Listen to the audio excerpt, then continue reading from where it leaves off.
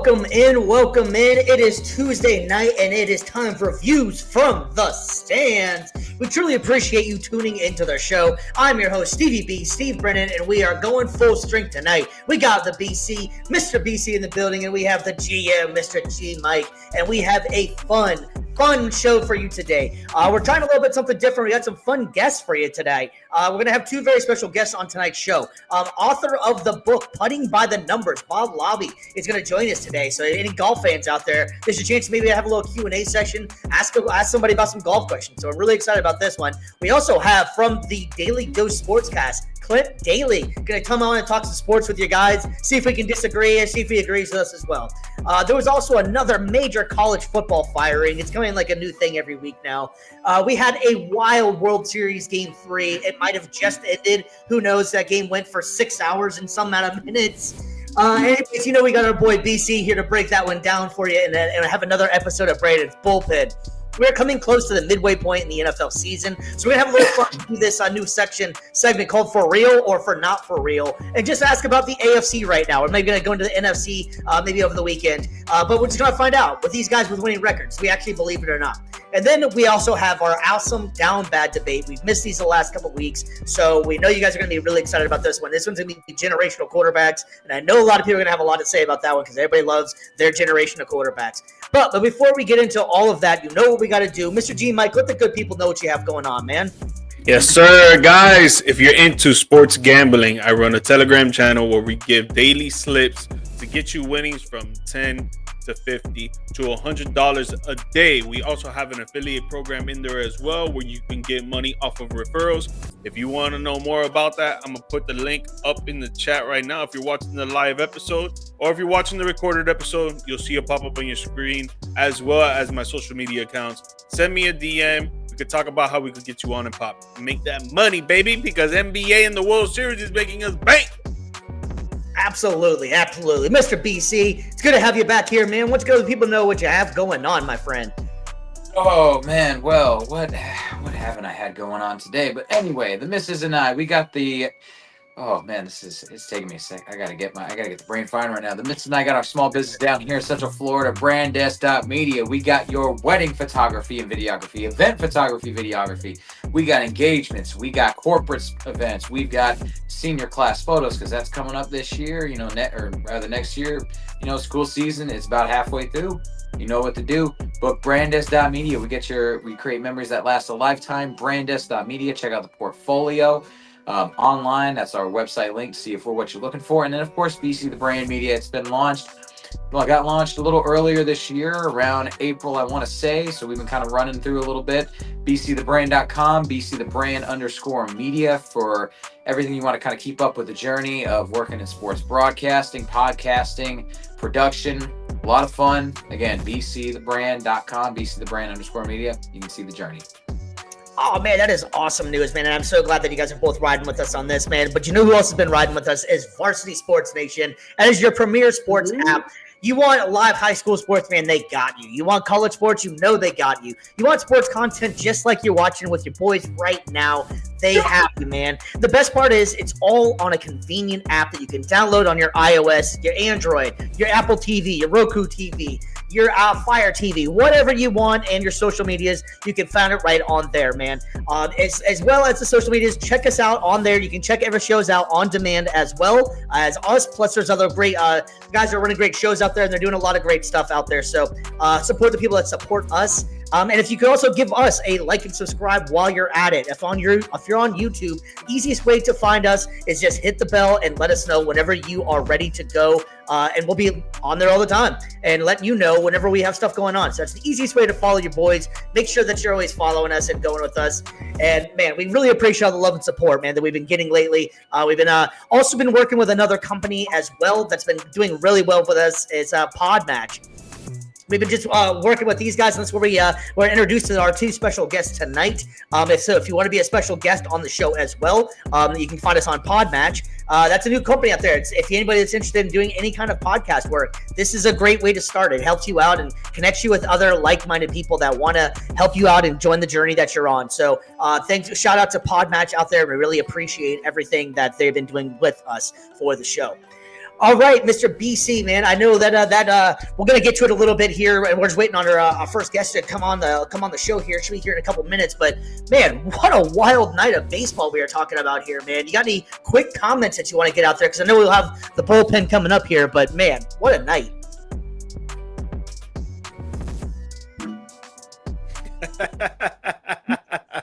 He just went silent. No, I see there technical issues, BC. No, dude, I thought he was talking about you, G-Mike. You thought he was asking He was me. talking to you, boy. I was talking to you. Baseball. I'm like scrolling through my notes right now trying to You get want me to everything give set, my take man. on it, man? I stayed up till 3 o'clock in the morning watching that game. Dude, I am not big. Well, dude, that's how late this game was, man. I have not gotten any sleep, as most of America has, and it's showing tonight. Apologies. My gosh, though, what a game. I'm still obvious, as you all can see, as most of you probably are, watch this game. I'm still recovering from it. Like, all my buddies were like, some of my buddies, we were like snapping each other, and it's like, you know, like, will this game just end? And it was like, it's crazy. It was absurd. Obviously, Dodgers, Blue Jays, World Series game 3, 6-5. You want to just go ahead and crack into the bullpen now? You want to just like change the script a little bit, get into it early? What we think? What you want to do? You want to play the intro? We gonna get into it? What we doing? Let's go ahead and jump into it, man. We'll go ahead and Why we'll not? go ahead and get this thing started. America's pastime from Brandon's bullpen. We'll see. All All right, Mr. BC, you're on the clock and on the mic, man. Hit him up. No, I mean, normally you guys are expecting the news coming firing first off the presses, but shoot, this is the news, man. It's the World Series. It's the Fall Freaking Classic, man. 18 innings of baseball. You got two games for the price of one. If you're in attendance at the game, if you were watching on the screen. Yo, I will say the Blue Jays have shocked me in game 1 for sure, like 11-4, and then the Dodgers coming back in the next game 5-1, kind of a little bit of the back to normal. But this one had all the bells and whistles from kind of the drama from game 1 of last year. And just to start from the end, Freddie Freeman capping it off with that walk-off home run right there to really end it. I think for the World Series MVP race, it's kind of a two-man race right now between Freddie Freeman and Shohei Ohtani. I think, after last year, Shohei's really wanting to prove himself as that guy, and he definitely delivered in this game, though, two dingers, and then getting walked 5 times. 4 of them were intentional. Like, we talked about it. I think we talked about it last week, or we've been talking about it at some point, but Shohei Ohtani is basically now the GOAT of the sport today. He is there you go, man. He is this generation's Barry Bonds, man, because only Barry Bonds could get walked intentionally like that. Like, he was putting on a masterclass. Although, we're going to find out tonight, which, I mean, game's underway right now, if I'm not mistaken. They're doing intros right now. Yeah, exactly. So we're going to find out. Barry Bonds could not get on the mound and deal like Shohei. So this is going to be an amazing matchup. Shohei, the fact, again, on base multiple times last night, dropping bombs left, right, and center. He's going to be taking the rubber too. I was just reading the article about it though too. Like, Dave Roberts' comments was like, he's exhausted, but he's still going to take the mound. This dude is a machine. I feel like if he drops an absolute gem tonight, give us like 7 strong innings, maybe 1 or 2 earned runs on the mound, and then get the Dodgers a victory. Wrap it up, man. He's the World Series MVP. He's been the postseason MVP by far, but the GOAT of this generation could really seal it tonight and do something that not even Barry Bonds could do in the Fall Classic. So, but yeah, it's been Dodgers for most of the series. Again, it's been slight margins here and there, but I get George Springer still is not going to be back. I'm not sure of in this game 4. I think the announcement was that he's not going to be, so that's going to definitely hurt them tonight. But again, Blue Jays, they're the underdogs. They got to find ways to win. They found a way to crush LA in game 1. So if there's anybody that could do it, it is Toronto. But tonight though, you've got your ace, you've got your stud on the mound. I think Shohei's, this is going to be like kind of the, I guess you could say, the capstone on his World Series MVP case. Yeah, man, it's crazy to think that Shohei, of all people, and now especially after the night he put on, all the home runs and just the absolute performance, and then after the 18-inning game that he played, now I know he wasn't really playing the field, but But still, to go out and have to go pitch and have to go repeat and do all the batting all over again is just something that this generation's never seen before, really. It's unheard of that this guy has this much power in both of his in the arm and in the bat. I mean, and in the last series, what he had 10 home runs and 10 strikeouts or something along those lines. It's just absolutely absurd what Shohei is doing right now. And then you got to go to Freddie Freeman, man. How about Freddie Freeman? In 2 World Series games has walk-off home runs. Clutch, man. And, and you can't forget about Max Muncy. Max Muncy is the home run leader in here. And just that's also with the Dodgers as well. He hasn't really done too much in the series, but it's amazing some of these guys, these accolades these guys have been able to do. Gee, Mike, I know you said you stayed up late, man. How do you take this whole game in? Dude, I mean, just watching the fans' reactions of the game, bro. Like, everybody looked like they were super nervous, clenched up. They didn't want to breathe. They didn't want to blink. They didn't want to miss anything. And me watching it from my bed, because at that time I'm laying down with my wife and stuff, like, I'm watching it through the TV like, yo, I'm getting, like, pretty anxious right now. Like, I imagine, like, these dudes right now trying to clinch this game, trying to get that walk-off home run that Freddie Freeman did. Obviously, both sides, Blue Jays and Dodgers, they were trying to do the same thing, man. And, bro, not going to lie, man, the Blue Jays had, like, at least 3 chances from when I started watching the game, which was the bottom of the 8th inning to the 18th inning. The Blue Jays had, like, 3 chances to win that game, bro. And they messed it up, and they messed it up, and they messed it up, bro. And it sucks to see, man, but America, baby. LA. Yeah. Dodgers in 6, baby. Dodgers in 6. Dodgers in 5. Oh, that's the bold statement of the day. The Dodgers in 6, huh? Yeah, I think Blue Jays will win it. Not tonight, but because they go Game 5 is gonna be not Game 5. It's 2-3-2-2, I believe. No, it can't be like that. It has to be. It's 1-3-2-1.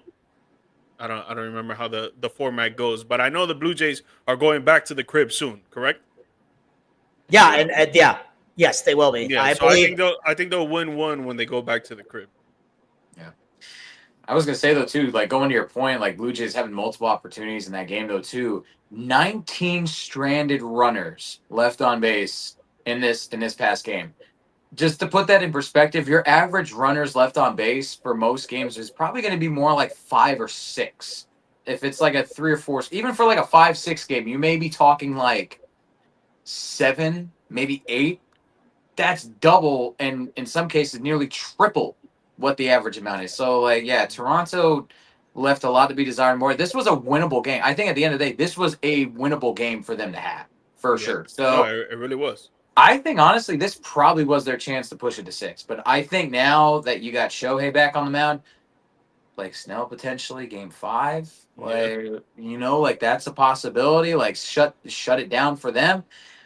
I don't know if Toronto's got any answer. And again, you've got George Springer out tonight, so I don't know what much to. But also, too, shout out as well, Yoshinobu Yamamoto. 2nd straight complete game in the postseason, doing first one in the championship series and now in the World Series. Like that's another performance worthy of a hand clap right there. Like, dude, he's a monster too. Yeah, like it's a multi-headed monster out on the mound for the Dodgers. Because if one of them struggles, congratulations. You still got to get through Snell. You got to get through Shohei. You got to get through Yamamoto. Like, good luck. It is a buzzsaw out in LA. I like the fact too that they put Kershaw in, and he most likely threw the last pitch of his career. Really, yeah, it'd be dope. It'd be dope. Really see the Dodgers winning, and he ends up 3 rings. It's gonna be 3 championships for him. Yeah, it'll be his 3rd. Yeah. So, and for a guy that struggled a lot with those Dodger teams in like the early 20 and mid 2010s, like they really. Not that they struggled in the regular season, but they just were always that one and done squad. They were never really good enough to get it to the final round. And just to see them now, he's got 3. I mean, that's a great career to have for sure. Yeah. So I do have a random question for you then, because this did come up here that it went 18 innings, and it's an insane amount of time. Do you think that they should change the extra inning rule to possibly what they did for the All-Star game and have a swing off? Something like that, or do you think that you like the 18-inning, 6.5-hour game? I think they should maybe try to change it up a little bit. I thought the All-Star game, the way it ended, was really cool with the swing off. Maybe do, because the postseason, go one more. Everybody gets one more round of their entire lineup going through. I'm not sure. BC, do you have any thoughts on how you could change that, or do you like the way it's formatted?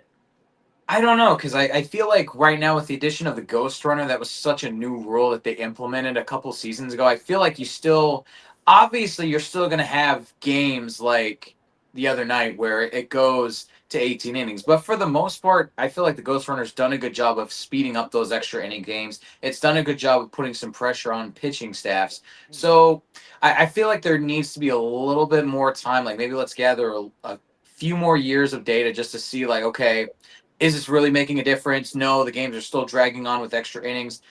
And then at that point, if that's still the case, then yeah, I could see them being like, yeah, let's try to implement the swing off and give the All-Star game, maybe even implement it again, minor league levels first, and then try it out at the major league level once, like, again, like if they want to pursue that route. All right, well, we're going to go ahead and end the bullpen real quick because we do have our special guest ready to go. So we're going to go ahead and bring him up on the screen. Welcome into the show, Mr. Bob Labbe. How you doing today, sir? Doing good. How about you? We are doing fantastic, and it is honestly an honor to have you on here. Once you have your book, it's, if you guys don't know, you're the author of the book. It is Putting by the Numbers. Explain to the people what you got going on, man. I know you're big into golf. We're trying to get into golf ourselves, so why don't you go and explain to yourself? Well, I didn't start playing golf until I retired the first time in 1996. So I was 52 years old when I started playing golf, and you can see I'm a bit older than that now. But yeah, golf is a great game, and I made a mistake by not taking the game up earlier in life, because it's a great game, and it's an honorable game, and it's a game that you play against yourself, and it's a great game for people in business, because you can find out what kind of people you're dealing with when you play golf with them. And so, but long and short, I retired in 96 the first time, and I went up to Maggie Valley, North Carolina, to PGA school, and took a series of 4 or 5 days of lessons. And that got me into the game, learning the various strokes from the tee box, the fairway, the bunkers, and all that kind of stuff. And I took the game pretty well. I'm naturally a pretty decent athlete through the years.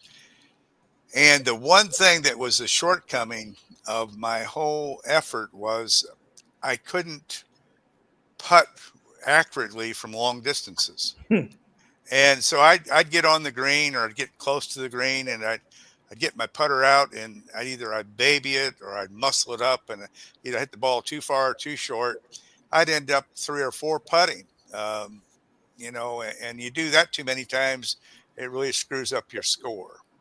So I was playing the rest of the game to be able to play in the 80s, but because I was putting 40 to 44 putts around because of my poor long distance putting, I said, man, I got to figure out a way to deal with this problem. And so I'm an engineer, and I thought, well, I ought to be able to figure an engineering way out of that problem. And that's what I did. I was watching, if you watch the PGA golf on TV, you see that they always use the stimp meter as the speed of the greens. Okay. Mm-hmm. And I got it. If you take a tube with a notch in it and you roll 3 balls down it, they travel a certain distance, and you assign a arbitrary number to the speed of the green. That does tell you qualitatively how fast the green is. So if the number is high, 12 or 13, it's fast. If it's 7 or 8, it's slow, that sort of thing.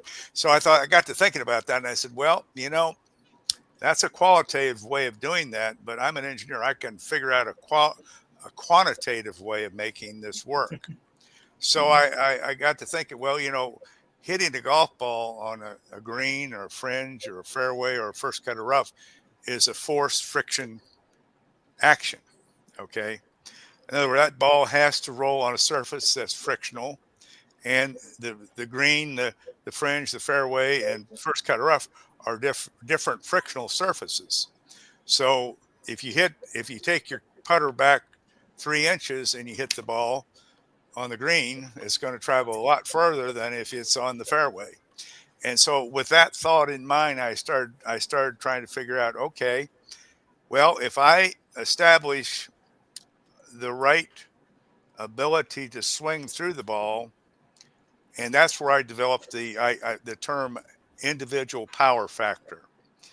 Everybody has a natural pendulum action in their swing when they rock their shoulders when they're using their putter. And if you just use your normal swing, don't try to baby it and don't try to muscle up. Just swing like a pendulum and do it with your natural and individual power factor. That was the first key thing. I said, okay, so now if I'm going to do that, then I have to adjust the distance I pull the putter back from the ball before I strike through the ball. And that's how I developed the method. I've got a engineer's scale and a ruler, and I started retracting the ball. And one of the things you got to do in learning this method, you got to be able to visualize increments of inches, particularly if you're English in the United States. If you're in Europe, you can do centimeters, but you got to be able to visualize these distances so that if you got to be able to say, okay, I'm pulling my putter back 6 inches. I'm going to hit through the ball with my individual power factor. It's going to travel a certain distance. So I can play any golf course today, anywhere in the world, and play it as if it was my home course because of this putting method. I'm going to say I can play any course in the world putting as if it's my home course because this putting method really, it's linear, it's reproducible, and it works. And I last year I averaged 30.5 putts per round, and my handicap's 7, and it has done wonders for me. And I wrote the book after taking notes for 25 years from 1996.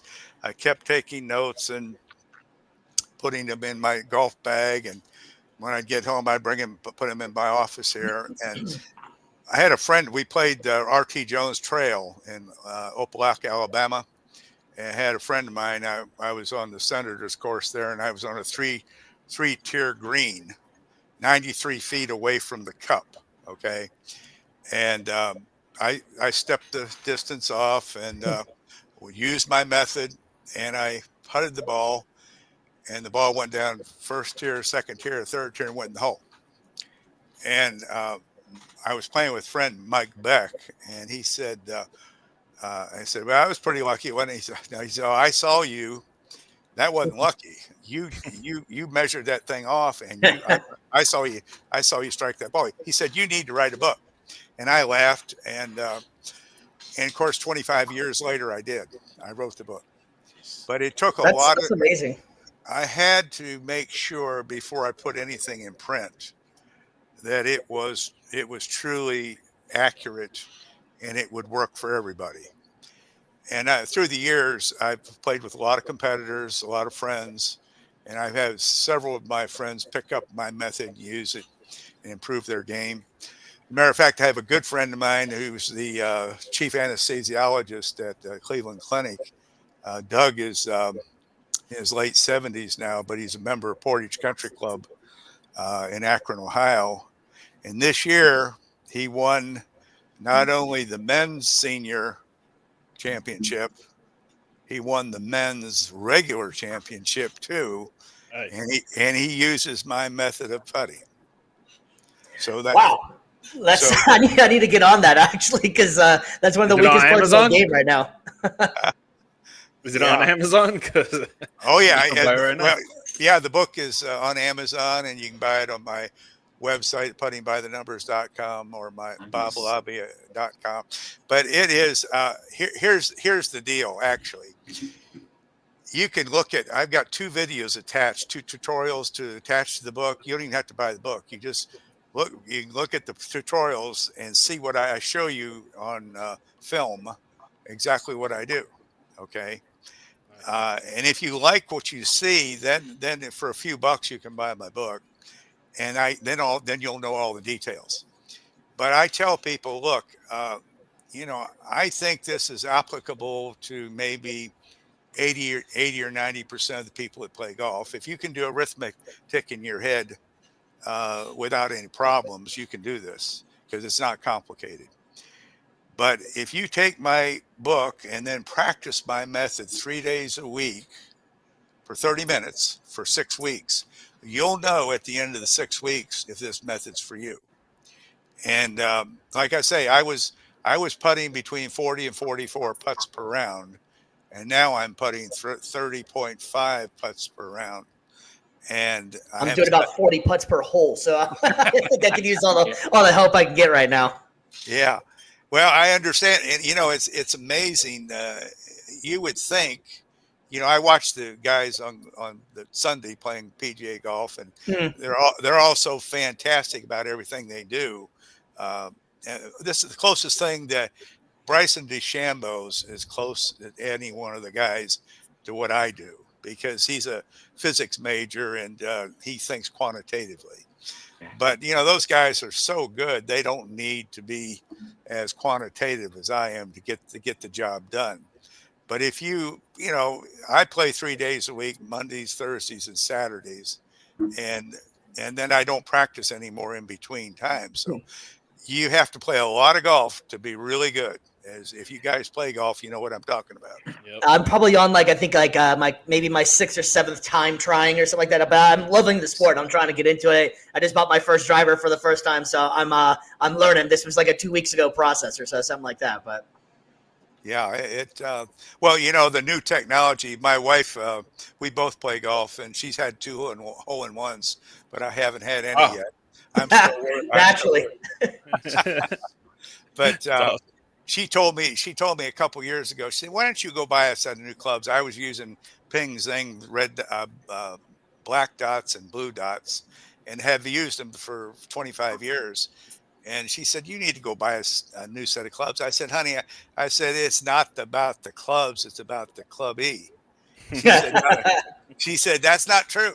There's new technology out there." And so she taught me, and I went Christmas 2 years ago. I went and got a new set of clubs.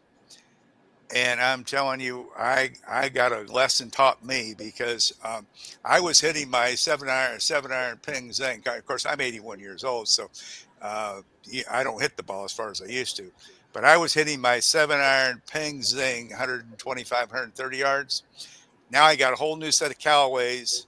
I'm hitting my 7-iron with the new technology 145 to 150. Every one of my clubs is at least 20 yards longer than my previous Ping Zings. And so I have stepped up my game with technology. There we go. Yeah. You have to sometimes, man. Yeah, exactly. So I can't recommend this method any more than I believe in it. I know it works. And everybody, all my friends, I even have a guy that plays with me Monday, Thursday, and Friday that has adopted my method, and he's become quite a good putter now. So the book, I think you can buy it on Amazon somewhere between $5 and $10. I don't know what they're selling it for. They got sales and all, but you can't do anything in golf for less than $10 and not have to do anything else. So 100%. It's a heck of a deal. It's a heck of a deal. Okay. So it's worth a try. Absolutely. Well, hey, Mr. Bob, we're going to go ahead and let you go on this one. We got another guest coming on here, but if you don't mind, we maybe check in every other week or so, something like that, get some more advice on how to get a little bit better in the golf game. What do you think? Yep. That sounds good to me. Awesome, man. Well, thank you very much. For those out there right now, it's on the screen, Putting by the Numbers, Mr. Bob Labbe. We really appreciate you coming on the show, man, and we will have you on very soon, man. Appreciate it. We'll try to get some more questions for you from some of the fans out there as well, man. Okay, well, thank you for having me. Absolutely. Thank you for coming on, man. Bob. Bye-bye. All right, guys, and if you didn't know, like we said before, that's Putting by the Numbers, Mr. Bob Labbe, man. That was a lot of fun. We're really glad he got to come on, and we're going to keep it rolling on here, man. We have our second guest of the night coming on, Mr. Clint Daly of the Daly Dose podcast. What up, Mr. Clint? How you doing, buddy? Doing well. How are you? We are doing fantastic, man. We're really glad that you're able to make it on here, man. I noticed the Colorado stuff out there for you, man. You representing Colorado big time, OT. It is all Colorado all the time. Although on the dose itself, we'll talk anything. We'll talk anything good in sports, and we know it's not always going to be Colorado if that's the case. We've got to keep it a little more relative to everybody. So yeah, we have a Colorado slant, but we won't stick with just Colorado because we'll run out of things to talk about in the summer when baseball starts. Yeah, I imagine so. All right, I love the name though. I love the name Daly Dose because that's your last name, correct? That's Brandon right there. It is indeed. Great, Brandon. It is. Great. Yes, that was 100%. that was given to me by a friend years ago when I actually started the podcast. We're going on 11 years this year. So yeah, it's been a while. Come December, it will be our 11th year doing the podcast, and yeah, so nice. we've been doing it way too long. We just came up on our first year, actually. What was it? In July, I believe it was. We just came up on our first year, so it's been a lot of fun working with things. And as it goes along, the technology gets better. You're able to do more things, reach out to more people and stuff. So it's been a lot of fun. All right, fellas. Well, we're gonna go ahead and jump into some news and get this party started. You guys ready? Let's do it. News from the world of sports. All right, and so we had another major firing in college football. Mr. Brian Kelly is no more on here. Excuse me, sorry about that. Man, there we go. Brian Kelly got fired. I'm about to get fired from my own damn show. Anyways, He wants to buy the book. That's what he wants to buy. Yeah, man. I'm just trying to pump our guy out there, man. Yeah, so Brian Kelly got fired from LSU, man. On October 26th, he following the loss to Texas A&M Aggies, 49-25 loss. LSU has just been underperformed by LSU standards, which is wild though because realistically he was sitting at 5-3 overall and 2-3 in the SEC. They did drop out of the top 25. His record stood at 34-14 at LSU, which most college programs would take that as that's a pretty decent number. The biggest thing that's coming out of this whole thing, though, is that Kelly signed a 10-year deal worth $95 million. But the buyout for the termination is going to be $54 million. My goodness, what the hell is going on in college sports anymore? All right, Mr. D, Mr. CD, Mr. Clint, man, let us know. What's your thoughts on this one, man? Do you think this is the right move? Well, it's business as it is right now. I mean, we know Brian Kelly can coach. He's not an idiot. He was winning at Notre Dame. He was never the right fit at LSU, though. I don't know if he ever understood the LSU job. He said after the Florida game, when the fans were kind of on him because it was a little closer than they wanted, he was like, man, the fans down here are spoiled. Yeah, and water's wet. Snow's cold. We know. You still got to win. It doesn't matter. They never liked him. And they didn't like him. Some of it was, I don't know, the Northerner thing. And some of it was because he lost the big games, and that was the biggest problem. But honestly, this is the current state of college football. You know, we see it down at Florida. We saw it at Penn State. It just is the way it is. And ADs kind of have to do what they have to do because of the stupid NCAA calendar, which doesn't make any sense. It's completely broken right now. The early signing period is in December. Okay, why? It doesn't need to be. I know they want to get these kids to come in the spring. Too bad. It's insane. And then you've got, the transfer portal in January. Again, why? And imagine if you had free agency open during the NFL playoffs. That's how stupid the NCAA is. And that's where we're at right now. So these ADs are like, well, we got to do something because we've got to try to get our new guy entrenched by the time these things open, which is just asinine and stupid. But what do you expect to see NCAA? Well, I mean, I think he was the writing was on the wall whenever he made that goofy ass LSU thing. Whenever he went on the basketball court and tried to sound all Southern all of a sudden out of the blue, you were completely going to work from the start. Like, what are you doing, man? Like, they didn't hire you to be somebody you're not. They hired you to be Brian Kelly. So be Brian Kelly and not some impersonator here. Agreed. Yeah. And honestly, right now, let's be real clear. LSU, do the right thing. Go bring back Ed Orgeron. We know we all want it. Yes. We all want to see crazy Ed back down there taking his shirt off. That's exactly what we want. Do the right thing. Yep. Yep. Mr. BC, man, what's your thoughts on this one, man?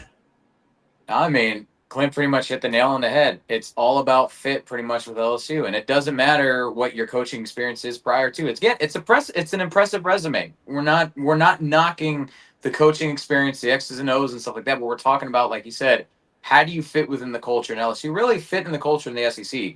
It's built on grit. It's built on toughness, and that's something really that he just never really brought from Notre Dame over there. It just wasn't, it's just not really his style. And so when those things clash with how they do business down here, I mean, again, like you said, 10-4, 10-3, 9-4. Right now they're sitting at 5-3, but you just, again, you can't win the big games when it matters. And congratulations, you won ReliaQuest Bowl and you won the Texas Bowl the last couple of years. That's great. LSU has higher standards than that.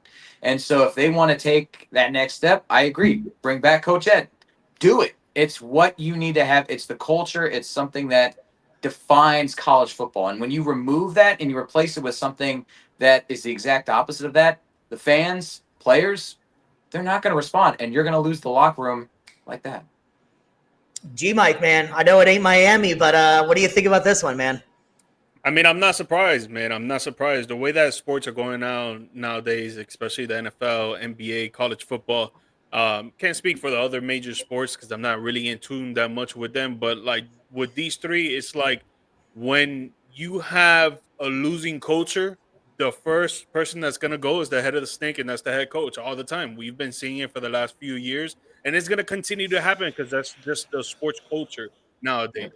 I mean, they're 2-3 in their conference. Can't be 2-3 in your conference when your conference is the best thing, the closest thing to the NFL. And if you guys can't really compete in your conference, you're not going to really get into the college football playoffs, and it doesn't look like they're going to get into it at all. Yeah, they're 5-3. They still have a above 500 record, but what's to really show for it? At the end of the season, again, you're not going to really get into the college football playoffs, so what's the deal?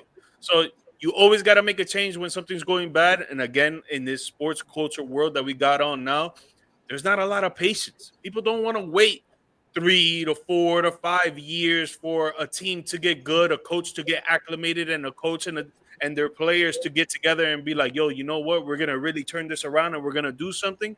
No, they want it right now, or if not, they're going to get cut loose. And that's what's happening right now. The culture is And you're in your neck of the woods there, Clint. Do you think that there's any kind of buyer's remorse with the Dion situation going on or anything like that? Because that hasn't been too pretty yet either, really. It's been horrible. And I'm gonna give you guys a little inside look. I expected this because he came in looking every bit like an AAU coach, and that's how he's performed. He's great as long as he has more talent than the other sideline. If it's even, if it's close, or God forbid it's less, you're getting run off the field. And you could see in those late game situations, he's a really good recruiter. He sure isn't a coach. No, that's been an absolute mess. You know, they've got to worry about his health. This is if you're really looking long term, how long can he do this? He's had some serious health concerns, and you put a lot of eggs in this basket. That is not what the University of Colorado does. That is not who they are. They don't play sports. They're hippie nerds. I don't know what they're trying to spin, but this is not what Colorado does.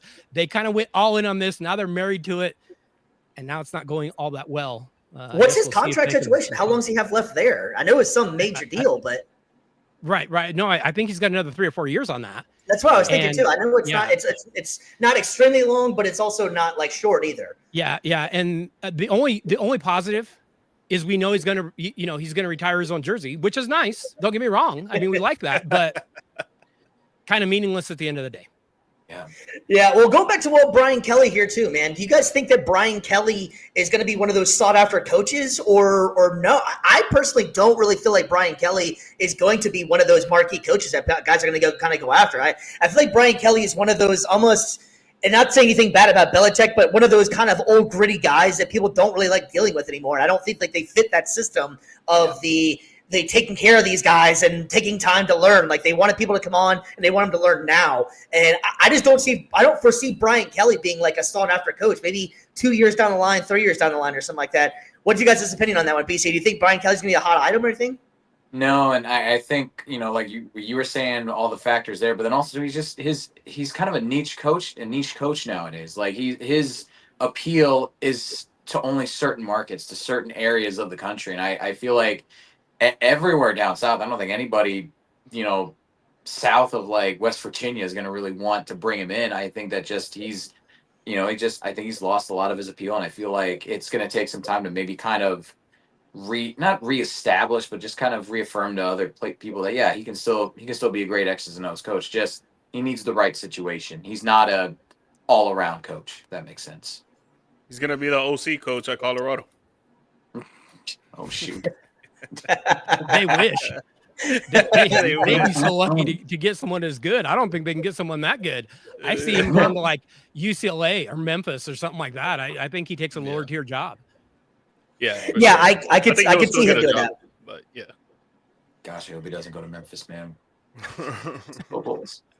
That's funny. All right, yeah, well, yeah, it's going to be definitely interesting to see what they end up doing LSU, because obviously LSU is going to be a sought after job. They always get great recruits. It's basically wide receiver U of the South, like how it is at Ohio State. So it's definitely going to be a sought after job. That's going to be just a wild coaching carousel this year. You got Florida. You mentioned it before, Penn State. There's going to be a lot of players and a lot of coaches.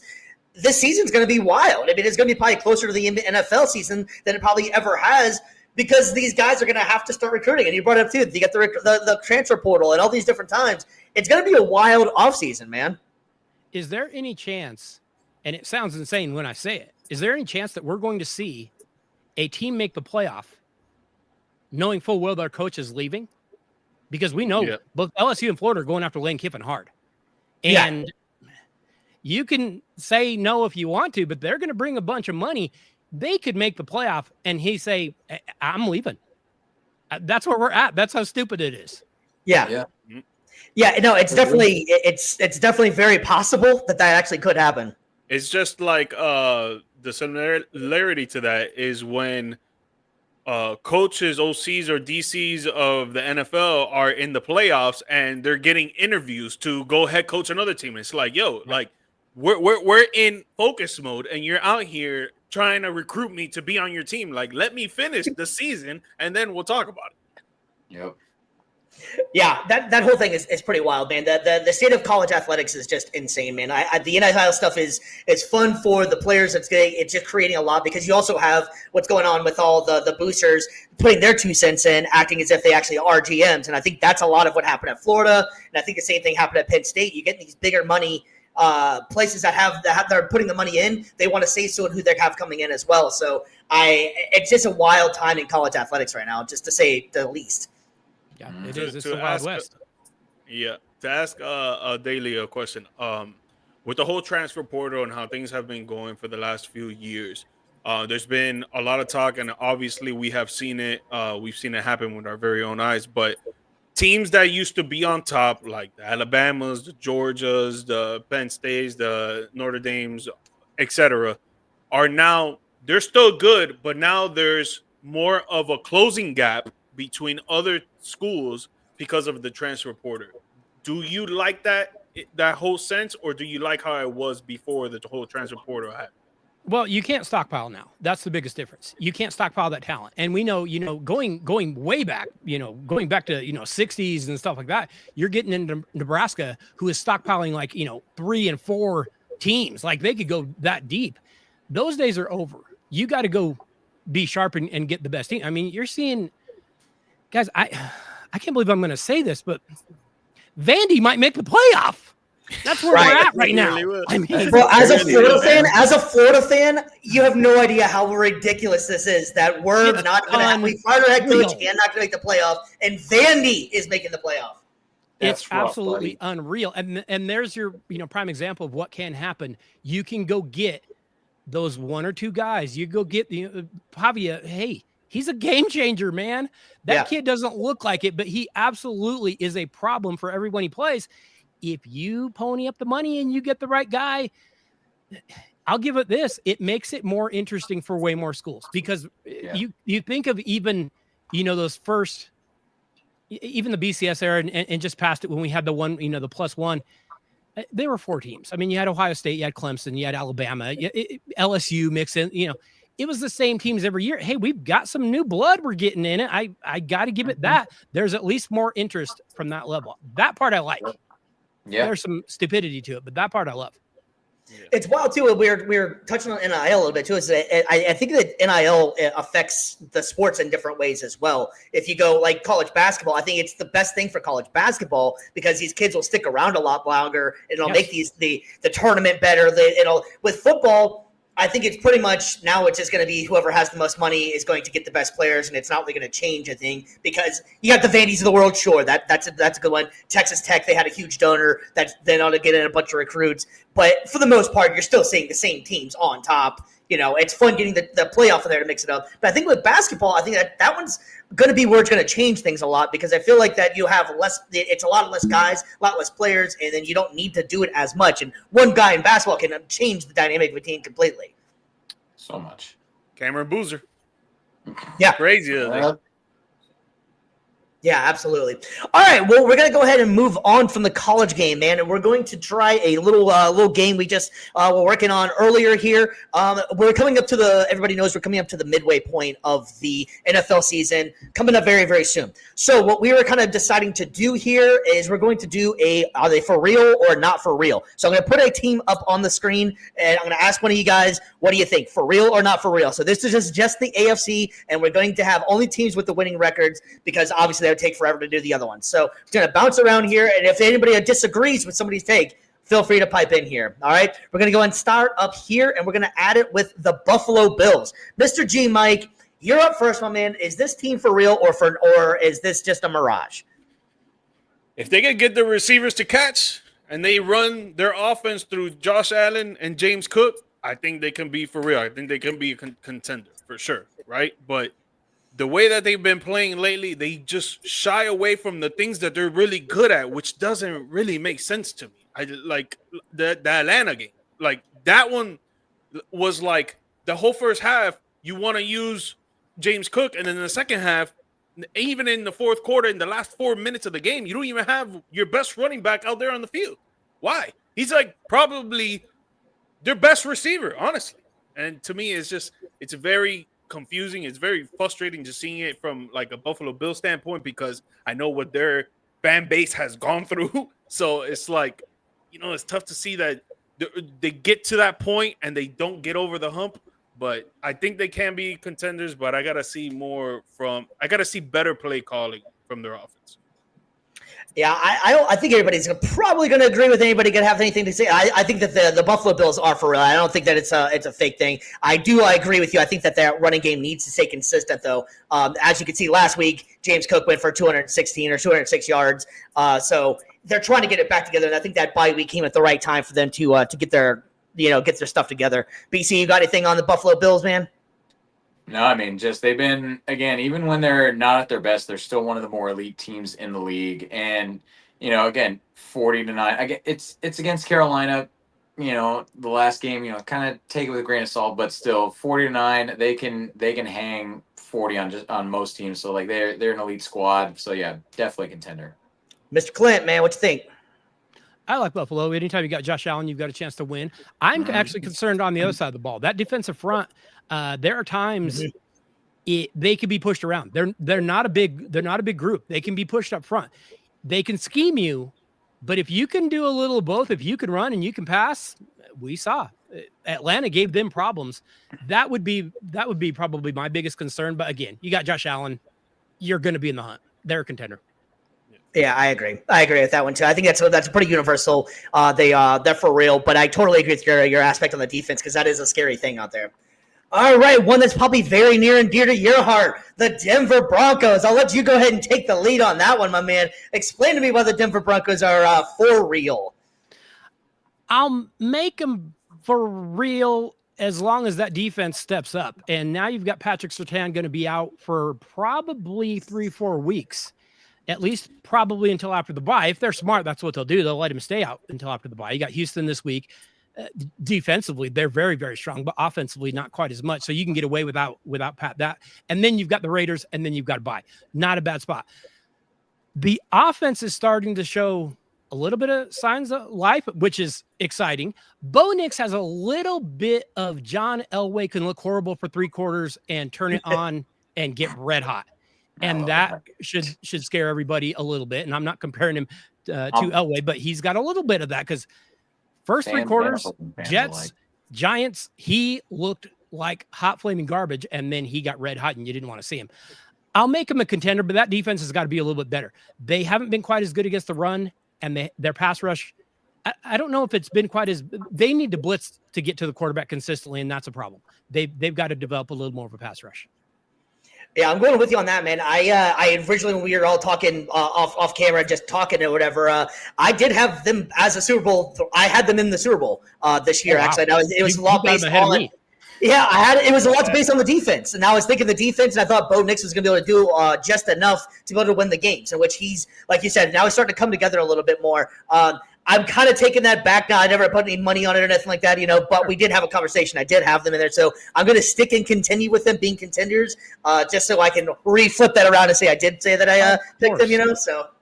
I don't blame you one single bit. No, they've got to get a running game going more consistently, and they'll be at least in a playoff team. BC, for real or not for real? No, I'm going to give him for real. Although, again, that like we were talking about, alluding to earlier, this stretch without Patrick Surtain, I think, is going to really define where they kind of fall in the contender hierarchy in my book. G-Mike.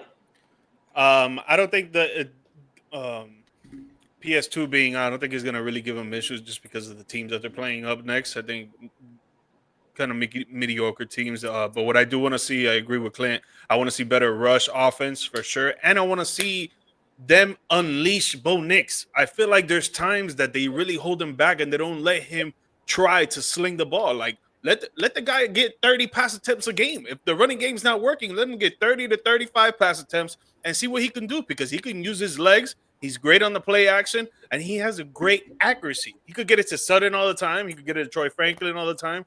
I just want to see more. I want to see Sean Payton to let Bo Nix go out there and ball. I think the key is really going to be the running game, and if that defense can maintain too. Because I think you're completely right. If I was them, if they can maintain it, I would probably hold Surtain out as well, as long as they can, especially with the bye in sight. All right, sticking with the same division here, man. You got the Los Angeles Chargers, Mr. G. Mike. I know you are heavy on the Chargers in our power rankings. Are you still believing in the Chargers, man? It's kind of iffy. It's kind of borderline, but I'll give them. If we're saying for real, we're saying like them being in the playoffs, or we're saying like going to the Super Bowl. Because if we're going to the Super Bowl, then playoffs. We're just thinking playoffs. Yeah, playoffs. Yeah, I think they can make the playoffs as long as their O-line is healthy. Right now, it is super banged up. I don't really know what the timeline is for their whole offensive line to come back and to actually play together. Hopefully it's sometime by, the end of December or something like that, so they could get some time going into the playoffs. I want to see more from the rush defense. I feel like they've been letting teams run the ball on them consistently so much. And I want to see the running backs get healthy. I feel like Hampton, he was doing good before he got out in the injury. I know Najee Harris is not going to be playing this year. But Vital's been doing good since put in that backup position. So, Justin Herbert, he's looking like an MVP. The receivers are looking good. So they put that all together, man. I think they can be a contender for sure. BC, buddy. Yeah, and who'd have thought their best addition this offseason to bring back Keenan Allen? Leading team in yards, leading in receptions and targets. Like, he's been security blanket for sure for Justin Herbert. So, and I mean, not to brag a little bit, but of the three of us here that predicted the outcome of that game, I did call it. Chargers over the Vikings. So you're right. You did. But they're still finding ways to win. And again, it's not a perfect team, but again, I call them contenders for the playoffs. That's what we're going with. So yeah, they have, I think, as good a shot as anybody in that division of making the postseason. I really like what I see of the Chargers, but you can't have all three of them probably make it in there, and they have a tough division. So I think that they're going to, because of that offensive line, I'm kind of leaning towards I don't think they're for real. I think they're maybe a year away. I think that Hampton injury is really going to come back to affect him. Vidal's been good for what he's been able to do in the short term, but I'm just not sold on them as much. I think they are a damn good team, and I do think the Harbaugh is a good coach, and I love Herbert, but it's going to be extremely difficult for them in the stretch that I think when they have coming up. They have to play the more divisional games. Now, they did win the 3 divisional games first, so that is going to help them out without a doubt. But I think that Denver started coming into their own. I think that Kansas City's coming into their own. So I think it's going to be, excuse me, difficult. Wow, that's embarrassing. Gotta love live television. Anyways, excuse me. A sneeze, baby. Got to sneeze. Yeah, excuse me. Jeez. Anywho, yeah, so I'm going to actually go with, I think they're pretenders, actually, in this one. Clint, you're up, man. What do you think? I'll go Contender because of the way they started the season. Getting those 3 divisional wins, I think, gives them a leg up on everyone because now everybody else has got to try to match that. That won't be easy to do.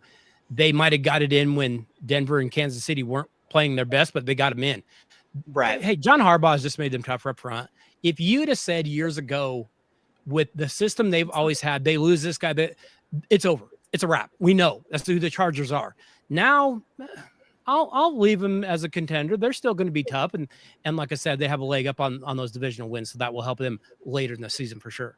All right, good stuff. Finally a disagreement here. I like it. All right, we got one more left in that division. That division is just on fire in here. And fresh off the win last night, the Kansas City Chiefs. Clint, I'm going to have you go ahead and take this one too, man. Are you believing in what you're seeing from the Chiefs, man? That's looking pretty good all of a sudden. It's going to make me throw up, but yeah. I know, I'm sure. Not only will I put them as a contender, I'll put them as the best team in the AFC until proven otherwise. And I hate to say that. It literally makes me want to vomit to say that.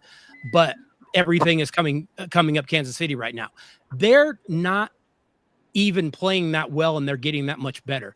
Their running game is still going to have to eventually show itself consistently against good teams. They haven't done that. You can't have Patrick Mahomes be your leading rusher, but they're getting better every single week. And I might have to lay down because they're a contender. Yeah, I think you have to kind of go with that. They're just looking really, really good right now. I think with getting Rice back, that changes everything for them. They just look.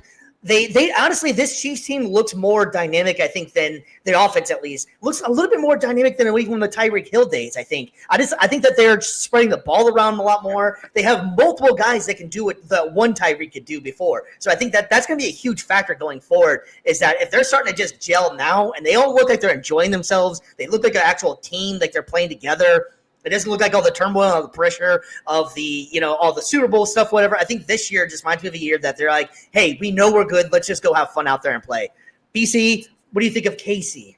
Well, we're literally focusing on one side of the ball, and it's like we haven't even talked about the defense, though, too. They are scary, like elite in most statistical categories this season, like top 3 in yards, top 2 in points allowed. Like that's.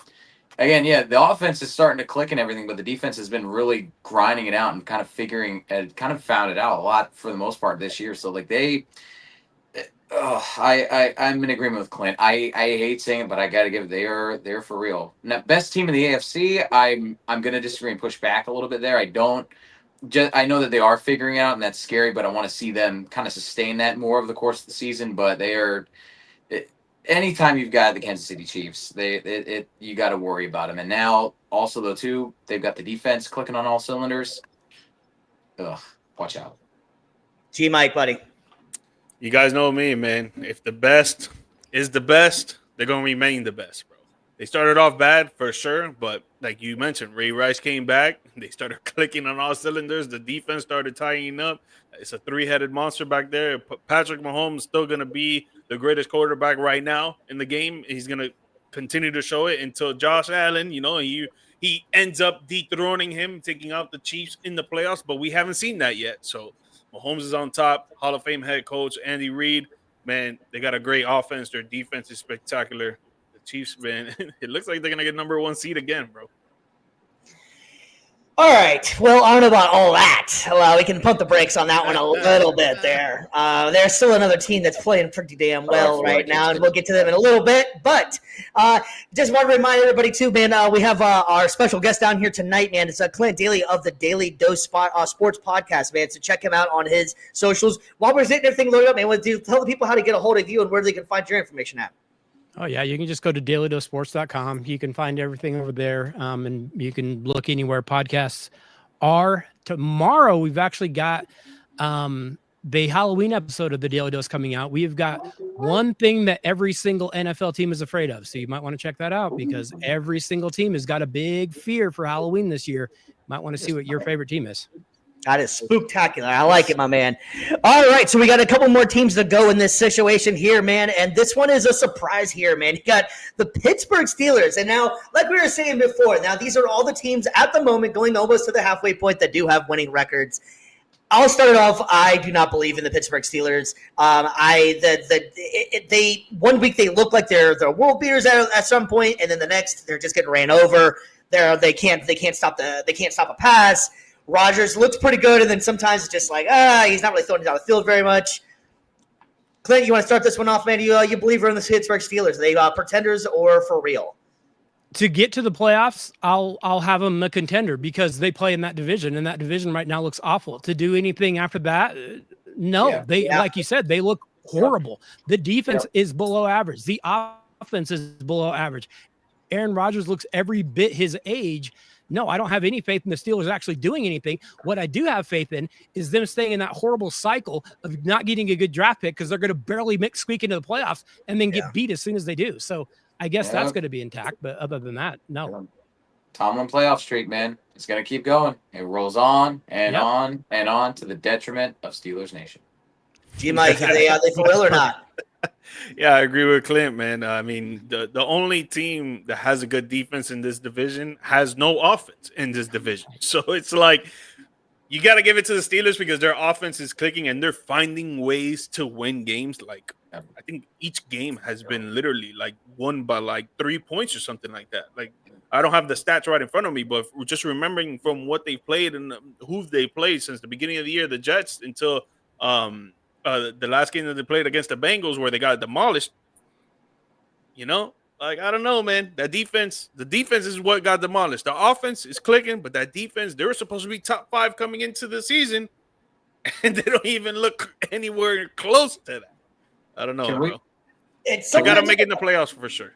It's something I never thought I was going to say, but if Joe Flacco can keep the Bengals looking okay, even though they did lose that game to the Jets, that was a fluky game. I think Justin Fields was really playing out of his mind and really just wanted that win. So stuff happens. It's the NFL any given Sunday. We all know that or something. But if the way the Bengals, if they can get that offense going, they're going to be just like they were last year. They can't stop anybody. They're putting up a bunch of points.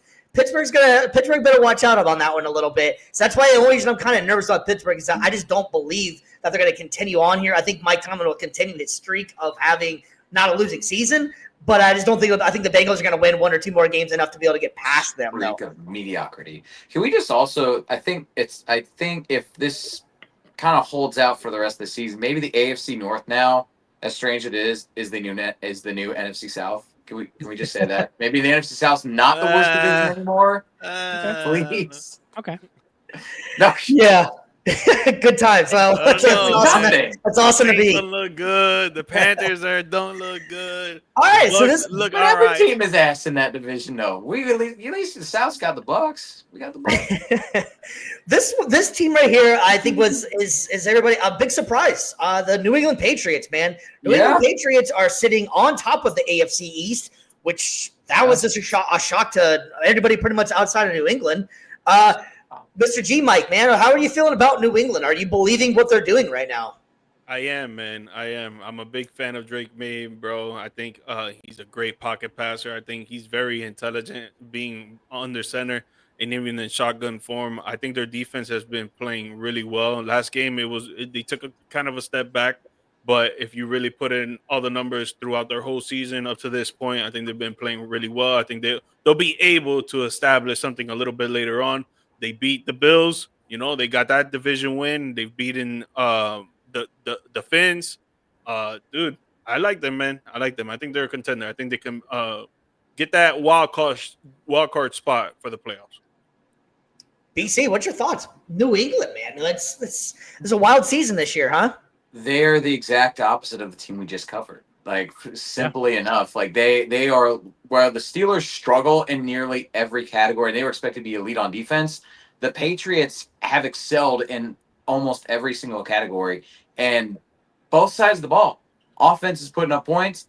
Defense is keeping points off the board. Top 5, top 10 in most of these statistical categories. They are just elite in it.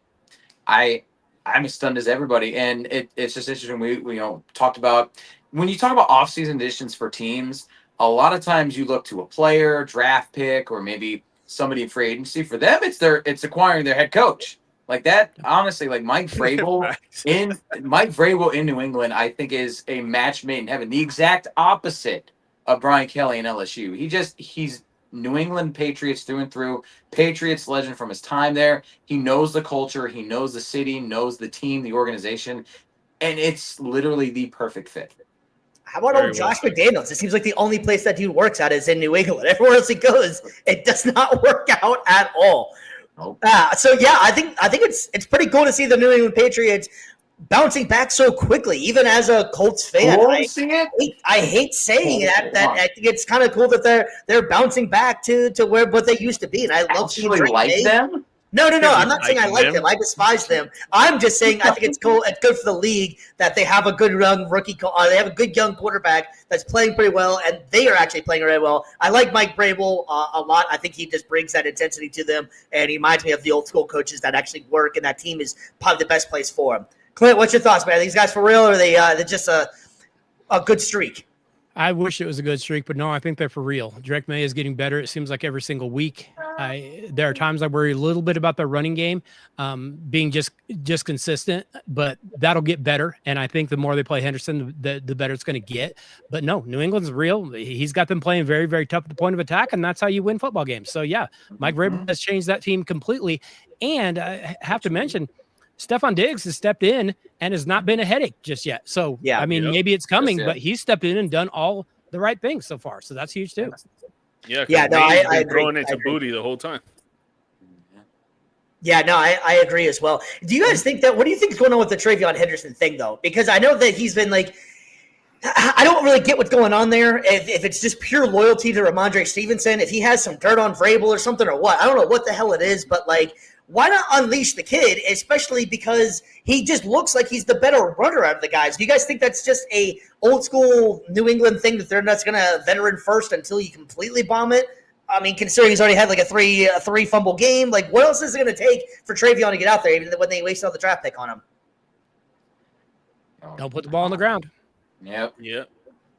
And I think Stevenson runs harder. I think Vrabel is used to that Derrick Henry style of running, and I feel like Stevenson, obviously he's not Derrick Henry, but he tries to run as hard as him, where Henderson, he's more of a, catching back and run up an outfield. If he gets to the sideline, he's going to have that boost of speed, but Stevenson, he's going to put his head down and try to go through the gaps. Yeah, that was just a wild one to me. I would have thought we would all sing Travion Henderson. It might be just like fantasy football talk that you would have thought that everything that went on the preseason. You drafted him? Drafted him? No, I did not draft him. But you just would have thought, that he would have been out there a lot more than he has.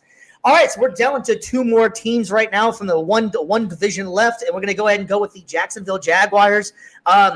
I do not believe in Jacksonville. I don't understand really. They're just such an enigma and a confusing team to figure out, and I don't like Jacksonville either for other reasons. But having said that, it's just wild to me, man. They're so hard to figure out. They did technically beat the Kansas City Chiefs, and they were getting all those all the turnovers, and then they just look lackluster on offense sometimes. And then what's his name? Trevor Lawrence will come up and come up from a play that he came up with and won the game for him. So they're just such a team. I cannot figure them out, and I don't trust that it's going to work out for them. Clint, what do you think, man? Maybe they can scrape into the wild card. I don't know. I don't have any faith in them. No, I don't view Jacksonville as a contender. I think they have too many flaws in that team. Defense is not great. The wide receivers are really good, except for the catching. But one of them can play defense, though. I mean, and it's a good thing he can because he has to make a lot of tackles when Lawrence throws some of those passes. So it's worked out well. Mm-hmm. BC, man, are they what's Jacksonville like right now, man? They are technically over 500 right now. I believe they're 4-3 right now. Good for them. They ain't making the playoffs, though.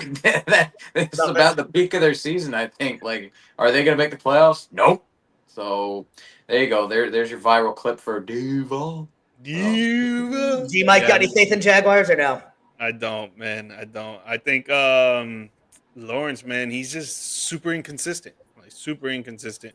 The defense is average, and then right now they're looking to shop Brian Thomas Jr. So who are you gonna have catching the ball? Travis, you're gonna depend on Travis Hunter the whole time while he's playing defense too. You need another solid wide receiver out there. And well, that's I think the air quotes there right now saying that we're not trading him, but sure, I think that you're agreeing with you. I think that they might be, maybe, I don't know. When the rumor comes out, it comes out from everything internal. Someone leaked out the rumor, and that's why the rumor starts. That's how they saw Buka putting up all the stats, and they're like, crap, we got to get our boy Travis that offensive rookie of the year. So this is how we do it. Shady. Trade our best receiver. Yeah, for a third round pick. There we go. Sure. All right, so that leaves us with one more team, and I'll say the best for last, in my opinion, by Indianapolis Colts, and they are for real. I'm loving what I'm seeing out of my Indianapolis Colts, man. I think that they are playing great on all sides of the ball. Honestly, Jonathan Taylor should be getting a lot more respect for the MVP voting. I think it's going to be probably falling in the same Saquon Barkley situation where probably should have got it, but they'll probably go to a quarterback. I'm happy with Daniel Jones. I cannot see any kind of problems that I'm seeing with him at all. We're coming up to about the halfway point of the season, and I haven't seen him make too many boneheaded Daniel Jones New York Giants moves. I think having that year off really helped him out. He got the watch, took that Sam Darnold approach, went with the same team. I think Kevin O'Connor really helped out with that, So I'm very excited what I see in Indianapolis, and I really do think that they are going to be very much contenders. I'm not sure if it's Super Bowl ready yet because Kansas City's still great. I think Denver's going to be another team that if they can keep it going. But I really do believe in what Indianapolis is doing, and if they're able to keep the streak going, how they've been going, they do have the number one seed, and they have the best record in the NFL right now. It might be 2007 all over again or something here. Who knows? When's the last time you said Indianapolis and New England are some of the top two teams in the league? But having said that, man, yeah, I'm very, very believing in my Indianapolis Colts. Mike, what's your thoughts, man? You believe in the Colts? I believe in the Colts, man. I like their defense a lot. Top 5 for sure. Jonathan Taylor is a complete animal right now. This guy is scoring multiple times in multiple games, and I think he's scored in every single game, if I'm not mistaken. Or maybe one game that he didn't score. But, dude, he's just animal out there, man. I love their offensive line, the way that they block for him, and the way the pass block, too, because Danny Dimes turned into Indiana Jones, and he was able to, come out of that whole negative feedback talk that he had last year going into this year, and he's been showing a lot. But their offense and the defense, and even their special teams are great, man. I think you guys are a contender, and we'll see what's up, man. Because just like you mentioned, you haven't seen Daniel Jones do anything bad, right? What type of quarterback are we going to get when he comes to the playoffs? Are we going to get Danny Dimes, or are we going to get Indiana Jones? Which one is it? BC, you're loud. You can go ahead and say it, man. They're looking good. I know they are.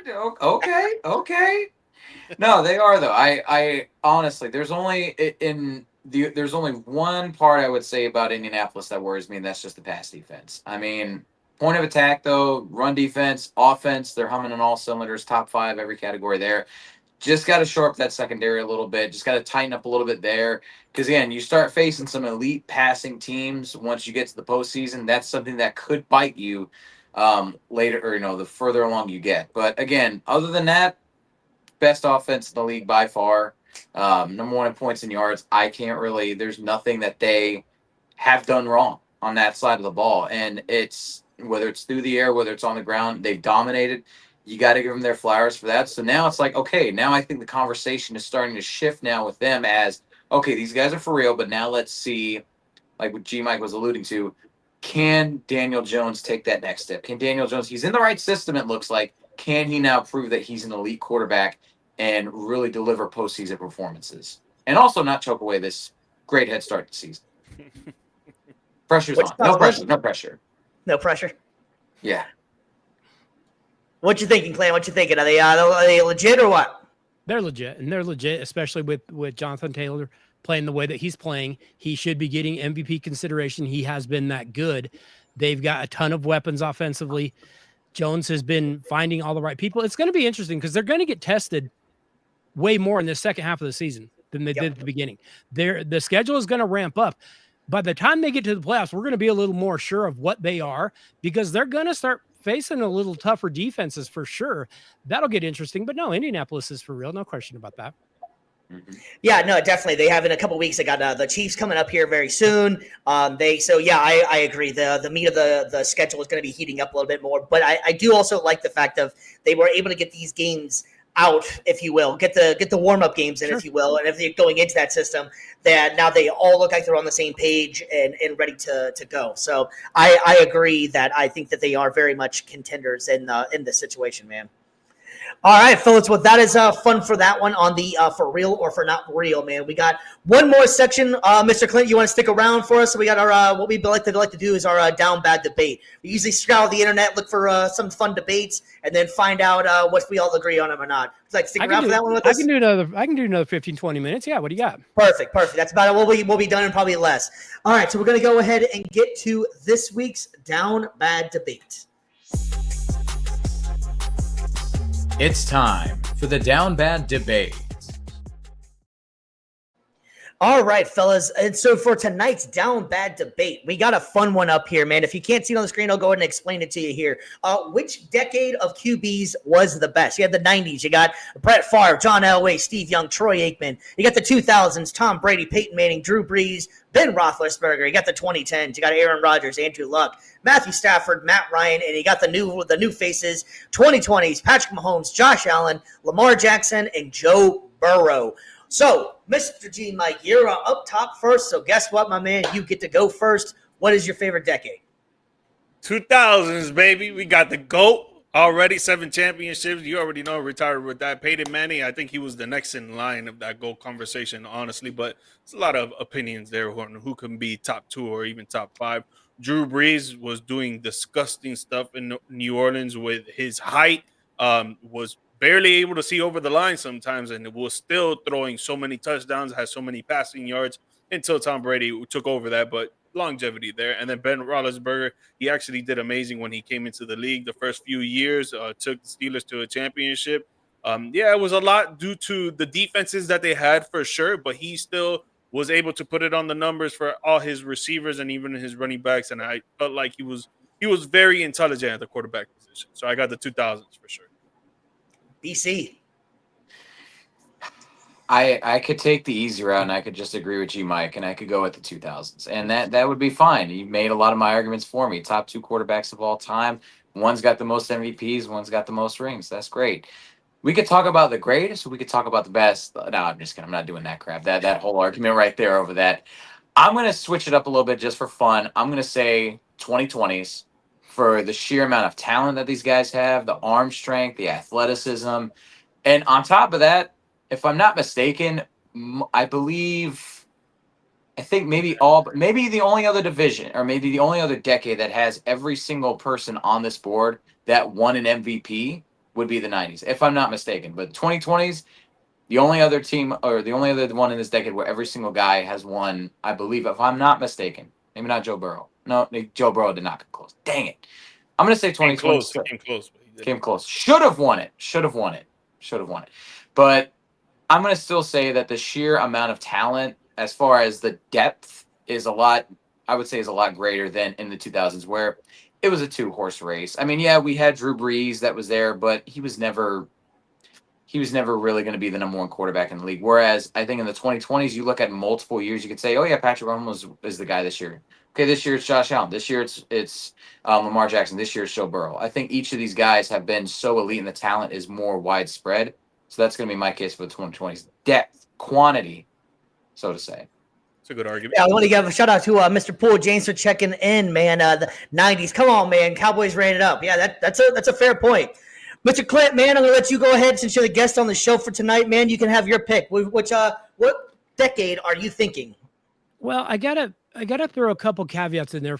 If we're going to compare eras, it's very difficult to do, because you look at these different eras and you say, okay, what did this era play with? How did this era play? It's a different world now when we look at the 90s compared to the 2020s, obviously. Yep. One question I always like to ask in the quarterback debate: let's swap their situations. So let's put John Elway playing with Andy Reid in today's NFL. He's going to be pretty dang good. Yeah. Let's put Joe Burrow on the Dan Reeves Denver Broncos teams. He's not getting through week 5. I've got bad news for you. He's getting broken half very, very early. I'm just saying, when you start switching the eras and switching the situations, it does change things a little bit. I really like that. The 2000s, you got Brady, you got Manning, you got Breeze, and then there's another guy. No, you're not gonna go wrong with any of these groups. They're all phenomenal. I'll take 90s because I'll just go old school and pick the old guys. But I do think you could put Steve Young in any era and he would be great. Huh? He just would. He was just a freak of nature. Brett Favre, no, I don't want to see his cell phone, but he could sling it with anybody. And so some of the guys on this list, Well, that's the thing. I don't know. My question is, some of these are like Brett Favre. Yeah, he could play on the field, but do you think he would survive the modern era with, like you said, don't see him on social media, like being more active than No, I don't know if he'd survive that. They ban him. There's no way. I will last throw a year. I will for you, and you guys take this for what it's worth. It might be worth absolutely nothing to you. Yeah. Percentage of Well, I'll take top all 5 defense. Drew Brees 0, never had a good defense. Rodgers 7%, rarely had good defense. Patrick Mahomes 14%, Peyton Manning 18%, Tom Brady 52%. The situation matters. He got to play with a really good defense and probably the greatest defensive coordinator in history. Situation matters. Yeah. It does. Well said. Well said. That leads me at the 2010s, and I'm perfectly fine with that, man. You got Aaron Rodgers, Andrew Luck, Matthew Stafford, Matt Ryan. Out of the group, Matt Ryan would be the one I could be getting rid of. But even still, even though it was in Atlanta days and the Super Bowl run, the MVP in that situation too, man. Matt Ryan could sling it. My guy, Andrew Luck, that was one of my all-time favorite players. I wish he didn't retire whenever he did. I totally understand why he did. Dude had lacerated kidneys and just got beat up, and unfortunately he was just maybe 1 to 2 years away from whenever Indianapolis was able to finally get a formidable line. I think if he could have got a line around him, I think Andrew Luck had a chance to win 1 to maybe 2 championships. It's just a shame that he only got to make it in the playoffs and make a deep run once. But having said that, I think he got big deep runs, but you know what I mean, into that actual legitimately where they had a chance to win. Aaron Rodgers, attitude maybe funky, but Aaron Rodgers in Green Bay was a lot of fun and I could sling the ball all over the field. Multiple MVPs. Matthew Stafford is still doing the damn thing, man. Matthew Stafford is still looking like a 20-year-old kid out there, man. The dude, Mike and I were talking about it earlier a couple of weeks ago. The guy was getting epidurals to go play football, and he still looks damn good. A 5-touchdown game, 2 weeks ago. So I'm perfectly fine with taking the 2010s in this situation, and I would love to put it up there. If there's a way to put in a simulation to play all these guys and see how it all work out, take your situations and move it around, that would be amazing to be able to do. But obviously we can't. So let's go ahead and break it down one more time. Mike, who do you got? Got the 2000s, baby. The GOAT, the second GOAT, Drew Brees, Ben Roethlisberger. Mr. BC. Give me the 2020s, man. It's the modern era. Everybody's physical attributes are at their peak. And plus, in addition, the talent is, I believe, the most widespread and deepest it has ever been. All right, I'm going to take the 2010s in this situation. Man, you got Aaron Rodgers, Andrew Luck, Matthew Stafford, Matt Ryan. I can drop the mic on that one and call it a day. I'm doing all right. Clint, what you got, buddy? Whose rules are we playing with? Good point. Good point. There we go. That's fair enough. That's a fair one. That's come a fair play one. in my 90s rules. Come play with my 90s rules. Let's do it. Those are good days. Good days. I think Andrew Luck and Stafford would be able to survive. I'm not sure about Ryan. They'd be fine. I think Josh Allen would be able to survive. Yeah, yes. Josh Allen is the closest thing we've seen to John Elway in his prime. Yeah. Just athletic. That's just how he plays. Yep. Agreed. All right, well, that is going to wrap it up for Views from the Stands tonight. We want to make sure we give a special thank you to Clint Daly from Daily Sports Podcast, man. It was great having you on here. We had a blast doing this. Hopefully, you'll be able to come back on here in a couple weeks. Maybe get a rotation to come on here, and we'll definitely get this going a lot more. We appreciate everything you did and all the insight you brought to us. You brought the heat. We really appreciate that. Mr. BC, you got anything for the people before we sign off, man?